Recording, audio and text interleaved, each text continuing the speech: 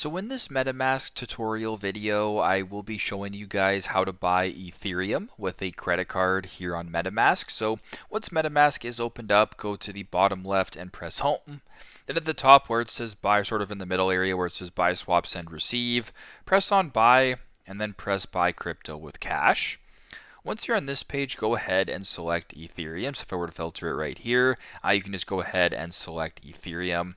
On this page, type in the amount of Ethereum that you want to buy. So if you wanted to buy $25 worth, I would type in 25. And right below the price, it says Apple Pay for me. Select that. And because you want to buy it with a credit card, select on where it says debit or credit.